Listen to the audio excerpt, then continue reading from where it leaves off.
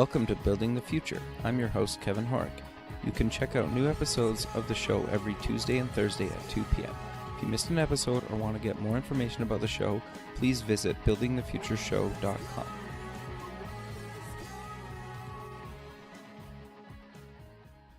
Welcome back to the show. Today we have Emily Golub. She's the founder of Garnish and Gather. Emily, welcome to the show. Thank you. So nice to be here with you. Yeah, I'm excited to have you on the show, and it's nice to have somebody from Atlanta. I actually had both your parents on the show a little while ago, and they kind of mentioned you, and I thought, oh, that's kind of interesting what you guys are doing. So maybe before we kind of get into exactly what Garnish and Gather is, let's get to know you a little bit better and cover where you grew up. Yeah, so I grew up in the Atlanta area. I grew up in the suburbs of Atlanta with my folks, David and Susan, who, it was an interesting household to grow up in because my mom was an entrepreneur. And so we were kind of always talking business at the dinner table. And I certainly kind of got thrown into the whole entrepreneurial world at a young age. So I grew up in the suburbs and went to high school there, and then decided I needed a little space from mom and dad in the family Sure. business. And so I went to college in Virginia. Okay. To Washington and Lee University there. So what made you go there, and what did you take there? So, when I was kind of looking for school, something really important to me was finding a place that had a really strong sense of culture and a friendly, welcoming, kind of a strong sense of community. And I think that that's something that I certainly have noticed myself gravitating towards as I've gotten older as well. But that was important to me from a young age. And so I was really, kind of awed by the speaking tradition that was at Washington and Lee University, where, you speak to everybody that you pass on the campus, and it was just very friendly and welcoming. And it provided a great place for me to, explore and kind of turn into who I am today and explore my interests in academics and business. And so while there, I studied business and accounting and got my head all wrapped around the numbers, which was a lot of fun and something I still love. It's hard sometimes to break away from the numbers, but it was a really lovely experience. And, I owe a great deal to Washington and Lee. Sure. So you came out of university. What did you end up doing? So right out of university, I decided to move to Washington, D.C. and worked for PricewaterhouseCoopers in their consulting division. So we were doing consulting for the federal government. And it was a really wonderful experience because it got me into a large kind of corporate environment, which I hadn't had exposure to before, having, my parents' business is kind of what I grew up in. And I was doing consulting for the federal government, primarily around accounting and financial policy.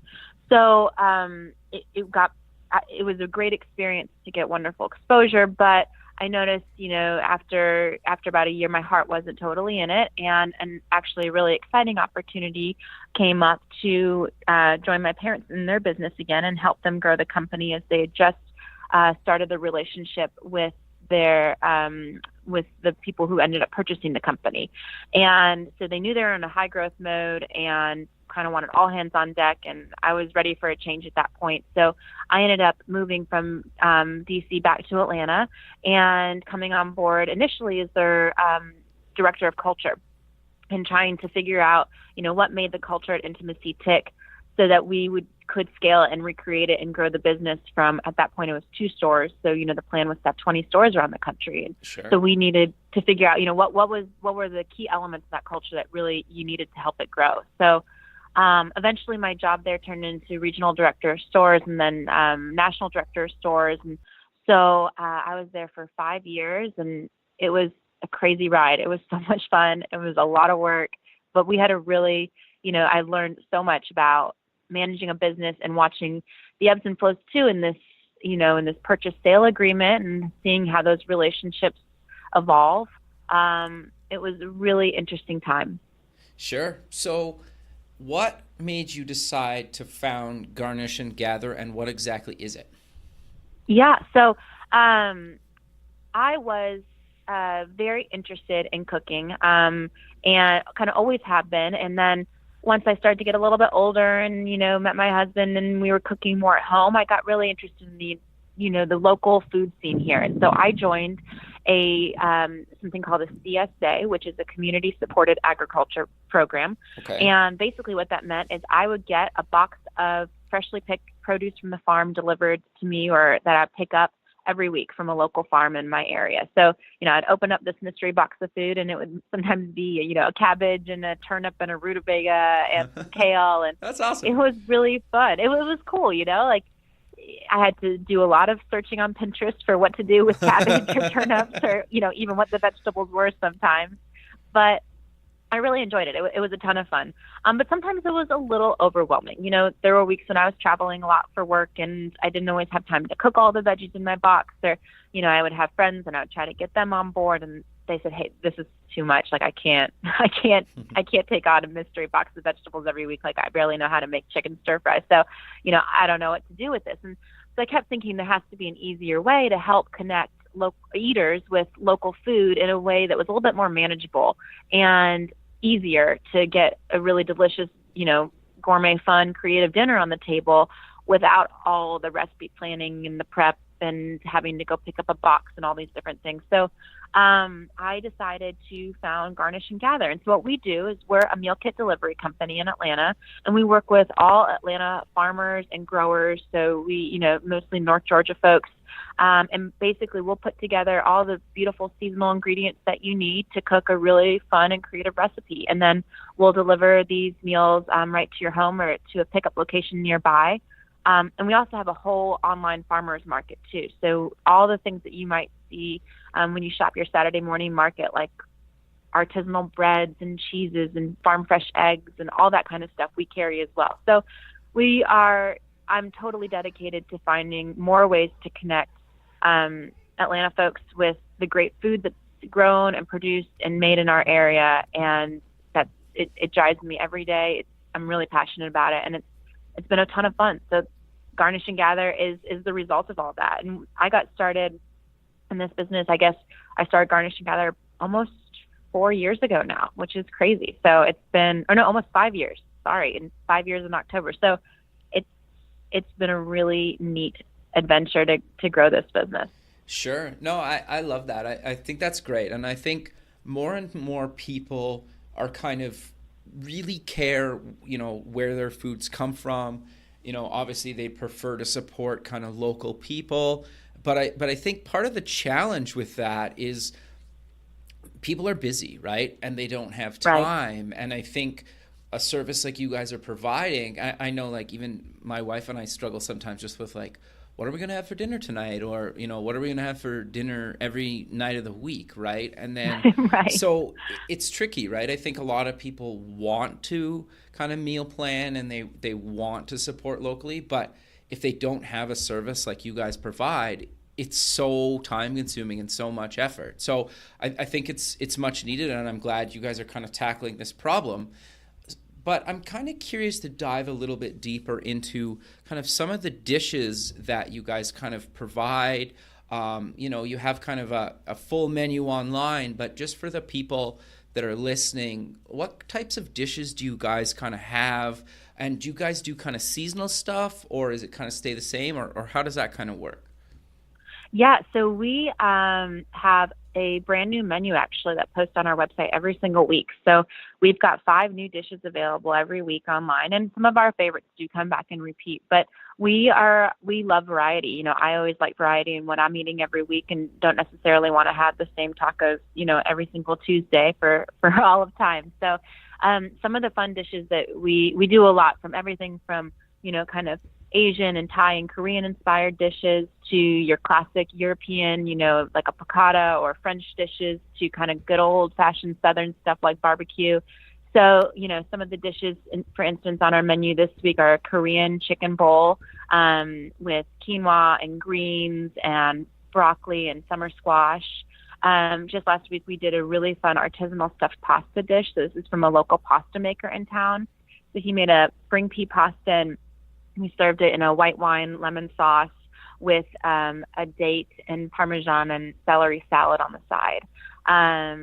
Coming up on our menu next week, we've got, more of a Southern style dish, a buttermilk pork chops with blistered tomatoes and green beans and cornbread, So we try to, have a little something for everybody. And of course, we try to have a variety of meats. So we'll have, pork chop dishes and steak and some vegetarian dishes, as well as lots of chicken and shrimp and fish. So, it's been really fun getting to see all the different things that are available locally. And we try to source locally as much as possible in terms of all of our proteins, although we do still offer wild caught salmon and things like that too, just for some variety. But we do work seasonally. So, you'll see on our menu right now, as we're coming into summer in Georgia, we've got things like cherry tomatoes are coming in season. We've got peaches and lots of greens and some broccoli and strawberries. And so you'll see a lot of those things on our menu. And, likewise, when January hits, you'll see a lot of oranges and turnips and carrots and the things that are more seasonal in the winter. So we, our chefs have to get really creative sometimes, when you're in the depths of February and March and there's not Sure. a lot of fresh stuff growing. But it's amazing what you can do, and especially with different flavor and seasonings and different kind of menu profiles, how much fun you can have even with those types of ingredients that some folks might not get as excited about. Sure. No, that makes a lot of sense. And that was going to be kind of my next question to you, is like, how do you guys kind of come up with these things on a weekly basis? Because it probably can be challenging, related to the time of year as well, right? So I think that's It can great. be, yeah. So, Yeah. no, keep going. Sorry. Oh, no, go ahead. No, I was just gonna say, I also noticed you guys have some kid approved items where I think, I know sometimes, like, I have a couple kids of my own, and sometimes just getting my daughter to eat the same thing, that she's loved in the past again can be tricky, right? So I think Right. it's cool that you guys actually make kind of like kid approved meals. I think that's super important, right? A lot of people have obviously kids, and doing that. It is. For us, and I relate, I have toddler boys, twin boys, and, they loved something one night, and then the next night you would think put the most disgusting thing on their plates when of course they cleaned the night before. So, it's hard, it's tricky, but what we find is really effective is getting the kids involved in the cooking process as much as possible. Oh, interesting. Helps them connect more with their food. And so we actually, on all of our kid approved recipes, we call it our Little Foodies program. And so we incorporate ways to get the kids involved. We usually geared towards younger kids, Sure. but getting them involved in the cooking process so that they can, see the different things and touch and feel. And it's amazing when they, picked the thyme from the stem, but they're a little bit more interested in figuring out where that went and what that tastes like in the finished product. And so getting the kids involved in the recipes, and of course, making some flavor choices that are going to be a little bit more mild, things that are a little bit more kid friendly too, we find really works. So for, building lifelong healthy eating habits to us is something that can start by just having great family dinners around the table and getting the kids involved in that experience and that process. And we find even for older kids, once they get into teenage age range, that letting the kids pick out the menu choices, and then sometimes they'll start to cook the G&G meal all on their own, which is one of my favorite things to see when I hear that, my 13-year-old daughter cooked dinner for us last night, and didn't want our help. She wanted to do it all on her own, and it was simple enough that she could handle it, and with only a few questions. That's pretty cool. That is really cool, actually. So, it seems like, just kind of looking online here and the research I was doing a bit before, your meal, once I get the stuff, is 15, 20, 25 minutes or so to prepare. Is that kind of a common time you guys try to make meals that you can cook them in and prepare them in? Yeah, so we really target to try to get all of our meals on the table in, under 30 minutes, with about 20 minutes of active preparation time. And also, making sure that we're not dirtying every pan in your kitchen. So Sure. we want to try to simplify it in ways where it's like generally two, maybe three pans for a complicated dish. 2 pans in, 20 minutes, and you're in and out of the kitchen. So it doesn't have to be, a huge ordeal, because we all, life happens, and weeknights are busy, and you don't always have time to make the big gourmet elegant dinner that you might have in mind. And so we want to make sure that our dishes fit that sort of lifestyle. Sure. And you guys also do desserts, which I think a lot of people appreciate. We do. We actually just launched our dessert kit program, which has been so much fun to test in my kitchen. I've absolutely loved that part. So yeah, that's been really neat. So we started it in early March, and they've just been flying off the shelves. It's fun. We try to make all the dessert kits about 15 minutes of active time, and try to include a lot of the fresh seasonal fruit, this is a great time of year to do it when we've got strawberries and peaches and blueberries are coming in season pretty soon. So there's so many delicious desserts you can do with that stuff. It's awesome. Sure. So walk me through kind of the whole ordering process to actually like putting it on, or like me getting it, because you kind of covered it at the beginning, but just for the listener. So I go to the website, then what do I need to kind of do? Absolutely. So you go to the website, and on our menu page, you'll see the 5 dinner options that we have available that week. So just pick out, whichever ones that you want to do, and you can order them to serve either 2 people or to serve 4 people. And you can mix and match. So if you want to, do one for just, the mom and dad one night, and then the next night the whole family dinner, you can do that too. And then you can choose to order just one time if you want to try it out. But we encourage folks to sign up for a membership, which is absolutely free. It'll actually save you $5 on your orders each week, which is a great deal. And that just simply helps to memorize your information and get you on a recurring schedule, so we can help you remember to choose meals.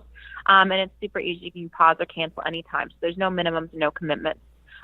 So we encourage folks to do the membership. And then we also have a whole grocery store. So after you pick out your meals, you can add on any groceries that you want to add. So you've got some really fun lunches, like a Caesar salmon wrap, or a great chicken salad dish, or we have a taco salad coming up soon, or some soups we have too. So we have some things for like really fast dinners when you really only have 5 minutes. We got some great options for that too. And then of course, eggs, breads, cheeses, all the other stuff you get at the grocery store. So you can add all those things under your order, and then you pick, do you want your meals delivered, or do you want to pick them up at a pickup location? And either one works for us. And then meals will be delivered either Sunday or Monday, depending on your location. And so we ask for folks to order on our website by Wednesday at midnight, and then that gives us time to work with our farmers, get all the fresh produce harvested and packed and ready to go, and then we deliver on Sundays and Mondays right to your home or pickup location. And the meals will stay fresh for you till Thursday or Friday that week, so there's no rush to enjoy it, because, when we're delivering you kale on Monday, that was kale that was harvested, Saturday morning fresh for us. So it's, everything is super fresh and will really keep. And then when you get home, all you need at home for most meals is olive oil, salt, and pepper, and everything else is in your bag. So it's a really fun way to cook, and just help take care of dinner a couple nights a week. Sure. So you mentioned pickup locations. What types of places are your kind of typical pickup locations? So we partner actually with a lot of wine stores. Oh, Wine okay. stores tend to be a really good partner for us, just because it's great to be able to go in and pick up your G&G meals and then a bottle of wine to go with it if you want. Of course, you don't have to, but it's always a nice excuse. But we have a lot of other partners too that, just have become great community partners in Atlanta, like a couple olive oil stores who sell really beautiful artisanal olive oils. Let's see, we've got a few places like some community supporters, like a Patagonia, outdoor apparel store, or a like some fitness locations too. So, there's quite a variety of different partners that we work with as our pickup locations. And the general theme tends to be, good people and wanting to support local community and local food. No, I think that's really great. The other thing that I'm curious to know about, how do you guys accommodate people with allergies? Like myself, I'm celiac. So can I get kind of gluten-free options with you guys, or? Yeah, so we have gluten-free options available every week on our website. So we do list the allergens for our meals at the bottom of each menu descriptor. So, if you have sensitivities or allergies that you're trying to avoid, we can provide some really great solutions. We do process, all of our food is processed in a facility that processes wheat and nuts. So if you have very, very, very sensitive allergies, we might not be the best fit, but we do generally process all of our ingredients, independently, so that there is not cross-contamination. Sure. No, and I think that's all people can really kind of expect, right? Like having an allergy, I get that. So So I'm curious though, how do you guys kind of find the farmers and people that are supplying you guys kind of the food for Garnish and Gather?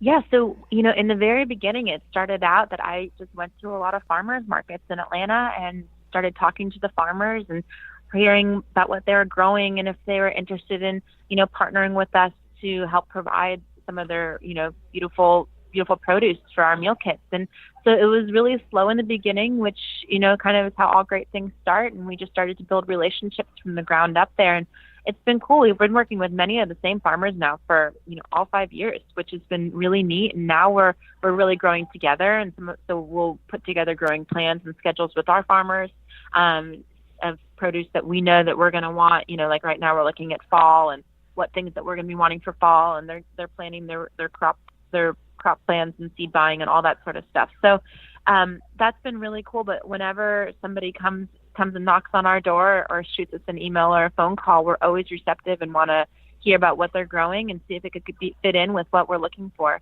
For farmers, we look for folks that are in the North Georgia area who are either certified naturally grown or certified organic, which means that they're using organic growing practices. But for other food purveyors, we're looking for, anyone doing unique and creative things in the Atlanta area or North Georgia. Like we've got a gal who makes sourdough crackers, which are my absolute favorite. They're so addictive and delicious. And so from things like that to jams and preserves, all sorts of stuff. But we love our community and we always are looking for new products that we can carry and different things to be able to share with our customers. Sure. And I also think it's really cool how you have kind of like little stories and pictures about, the farmers and kind of the people that provide you guys, different things. I think that's kind of really cool and kind of like a nice like human touch to things, right? Because I think like you go to the grocery store and you're like, I don't know where this came from, right? You have no idea, right? But it's cool that you guys have all these like different stories about the different types of people and families and the stuff they kind of provide. Yeah, I mean, for me, that was one reason that I loved being a part of the local food scene when I was doing my CSA before I started Garnish and Gather. I loved the newsletters that I would get every week telling me about the baby goat that was born on the farm that week, or, even when it was things like, hey, we didn't get the tomatoes this week because we had a problem with our tomato crop.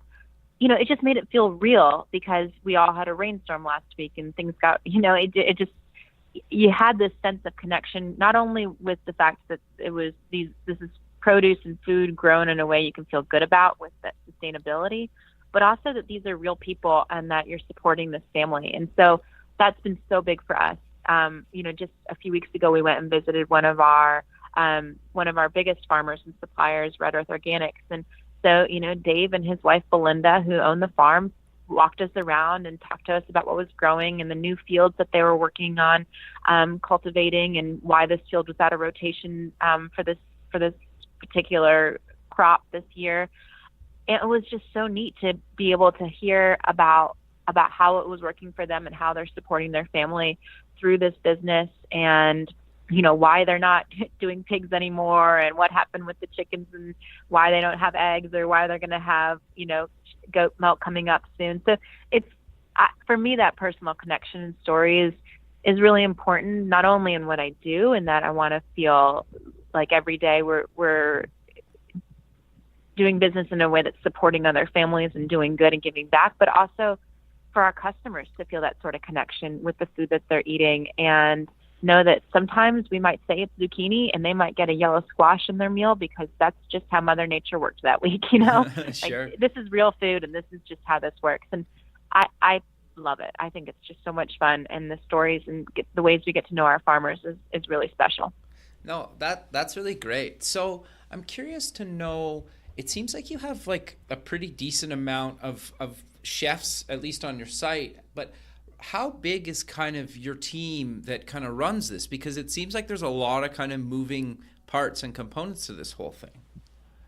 Yeah. So, what I was always really good at was kind of orchestrating and managing. And so I actually did not have any culinary background when I got into this business. And I still don't have any formal culinary training. And so when I decided I wanted to start Garnish and Gather, I realized early on that what I needed to do was surround myself with a team of really great chefs. And they might not work directly for me, but, people that I could trust and know that were there to help support the business. And so we actually, we have our operations and manager, or president of operations and culinary director has a culinary background, but she's the only person on our team that does.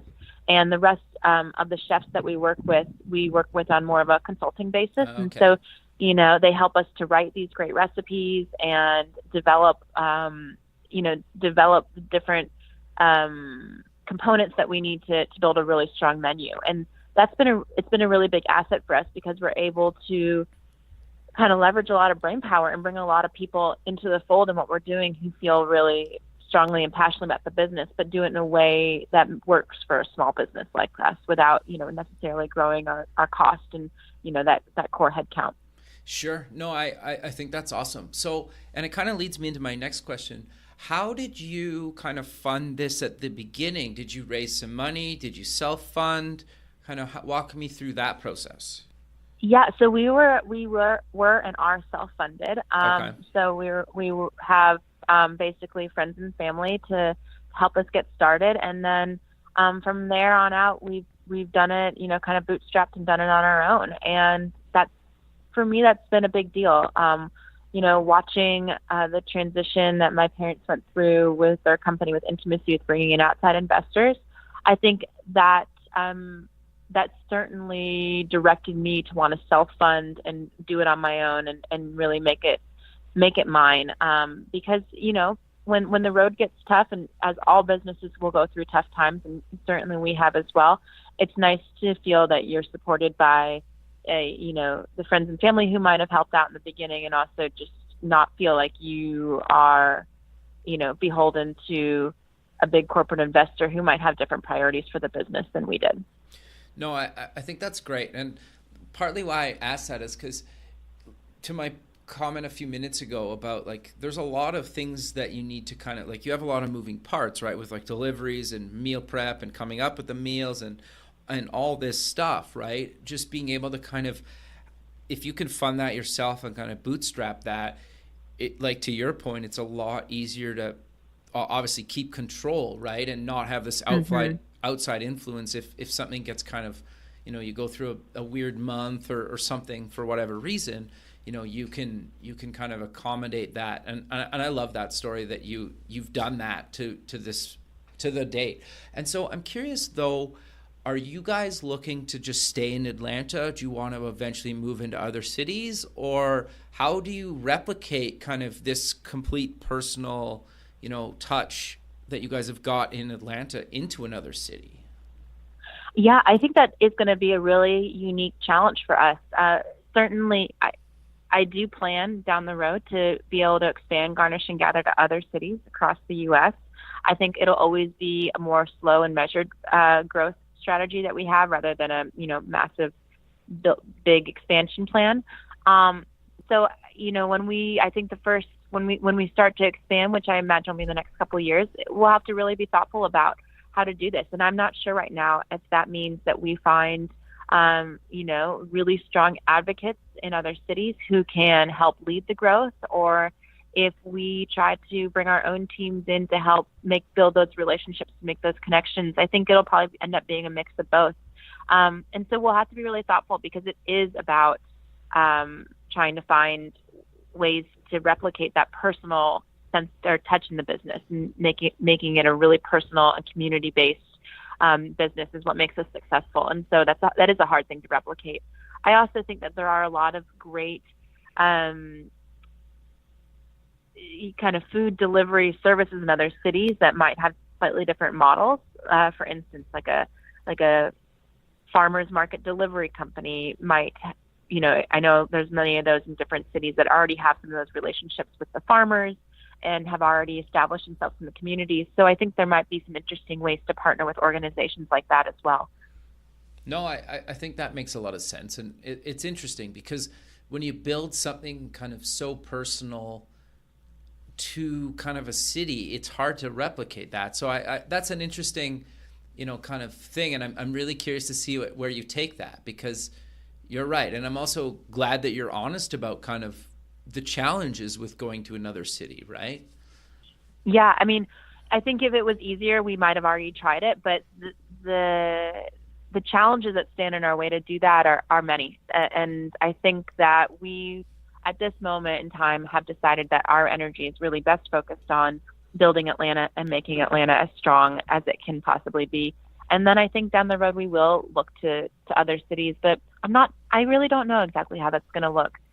And I think that there's a lot, I could be convinced in a lot of different directions about what the right moves would be. And so I think we'll just kind of have to see how that plays out a little bit. No, I think that's great. So I'm kind of curious, is there anything on the horizon that you guys are kind of working on that's kind of up and coming for Garnish and Gather? Like, I think when we originally talked, obviously you were doing the meals and stuff, but it seems like you guys have added more stuff under your groceries area, and you mentioned you just recently added desserts. Is there anything else kind of up and coming in the near future that people can look out for? Yeah, I think that we are really excited about expanding our prepared food offerings. So I think that there's going to be a lot of fun things coming in that category. And Okay. what we've learned is that people are busy, and so the as many easy to eat, easy to heat type dishes that we can provide, I think that there's a lot of opportunity there. But we're also trying to look for ways to build deeper connections for our customers with the Atlanta food community. And so we're toying around with some fun ideas with some different chefs in town, and kind of ways that customers can get a little bit more of an inside peek behind some of the top chefs in town and what they're doing, and how we can build that sense of connection there. Also with the farmers, and finding ways that we can do some events on the farms and get to know your farmers a little better. So building community, I think, is something that we are pretty excited about, and got some fun ideas on cooking about how that's going to look in the future. Sure. Have you guys ever thought about doing a lunch kind of offering where I literally just it shows up the night before, or like Sunday or Monday or whatever, and then I just can basically heat it up in the microwave at the office? Is that something that you guys would ever consider doing? Yeah, I think that's a really good idea. I mean, we have right now some kind of cold lunch offerings, but I would love to get into more of the, ready to heat, healthy, quick and easy lunches that would be great for the office. Because isn't it hard whenever you're at the office and you're like, what am I going to do for lunch today? And there's just nothing you want to eat. So I think that's a really great idea. I like that a lot. Yeah, because those frozen TV dinners you get at the grocery store just aren't that great. Yeah, I've had one too many lean cuisines in my life, right? Yeah, the pasta's rock hard, and yeah, it's not great. Yeah. So I'm kind of curious. We're kind of coming to the end of the show. So what it kind of, we didn't really kind of cover the cost of the meals, and I know it's kind of different based on what I pick, but what's kind of the rough range of, and maybe let's go with a family of 4 kind of spends maybe a monthly with you guys, or even maybe weekly. What's kind of the cost that people can kind of expect? Yeah, so a meal for a family of 4, with us, we try to keep all the pricing really standard. It's $54 for a meal that serves 4 people, and $28 for a meal that serves 2. Okay. And so families can pick really however they want. So if you wanted to order every single week and you wanted to order 5 meals a week, you can do that. If you wanted to order every other week and just order 1 meal, you can do that too. You can add on unlimited number of groceries, or just get a couple. So we have some families that are doing, I think, they're almost their entire grocery shopping with us every week. They're getting 3 and 4 meals, a ton of groceries, spending a couple $100. And then we have some folks that can say, we just want 1 meal for 2, and it's $28, and it's super easy and simple. So what we found is that when you cost out all the ingredients for our meals, when you buy them at the grocery store versus getting an actual G&G meal, it's about 25 to 30% cheaper. Interesting. So, sometimes folks are like, oh my gosh, well, God, I don't want to spend that or this and that. But, when you're trying to actually get these ingredients, it's really hard to walk out of Whole Foods for less than $100, I find. Oh, sure. Or Totally. at least it's tough to be able to do meal planning and grocery shopping for, if you buy all 5 meals with us, you can't, there's no possible way you could cook 5 dinners for less than that. So we find that it's actually super cost effective and helps people save a little money, because when you're planning ahead, you're usually a little bit more thoughtful and don't do as many of those impulse buys as you might at the grocery store. So I think it can be a great solution, especially great for folks that are budgeting a little bit too. No, I think that's great. And I think, too, the other thing that's important here is like time, right? Because, yeah, I might have to go to the grocery store to get, my meals. I have to plan those meals. But the other thing, too, is like then I have to go to a farmer's market if I want peaches or I don't know. You know what I mean? Mm-hmm. And those things, at least the ones kind of by my house, can be packed or you have to drive. And like a lot of people don't have time for that, right? So I think Right. just the time savings too is valuable. And I think a lot of people don't consider that sometimes when they're looking at kind of an option like you guys are providing. Yeah, I mean, if you start to calculate the value of your time and go into the grocery store and then go into the farmer's market and then go, if you wanted to get that, artisan meat or whatever it might be, it can add up so fast. Yep. And, I always think, okay, well, I just won't meal plan for, Wednesday night and we'll figure it out and just eat snacks. But most of the time we end up doing takeout, and Yep. my Uber Eats bill is always way more than I would spend on buying that food at the grocery store. And it doesn't always taste as good as something that I would be able to make in a meal kit. So it always sounds better in the beginning. And then by the time you're done with it, you're like, gosh, well, that just wasn't as good and it was more expensive than I wanted it to be. So I've now just started planning out, a bunch of meals every week. And I'm always so amazed that by Friday night, I'm like, gosh, we've actually had really healthy, delicious dinners every night of the week. And I hardly had to lift a finger for it. So Yeah. it's super convenient. No, I think that's great. But Emily, we're coming to the end of the show. So maybe let's close with mentioning again, just maybe give like a quick overview of what Garnish and Gather is and where they can get more information and start ordering their meals. Absolutely. So Garnish and Gather is Atlanta's online meal kit and grocery store. We deliver meal kits with produce sourced directly from Georgia family farmers, and they're healthy, they're organic, they're delicious. You can learn more at garnishandgather.com on our website. We have a brand new menu every single week, so definitely check it out. There's 5 new dishes available that you can order online. Just order by Wednesday night for delivery on Sundays and Mondays. Perfect, Emily. Well, I really appreciate you taking the time of your day to be on the show, and I look forward to keeping in touch with you, and have a good rest of the day. Thank you so much. Appreciate it. Thanks. We'll talk soon. Bye. Okay. Bye. Thanks for listening. The music for the show is done by Electric Mantra. You can check them out at electricmantra.com and keep building the future.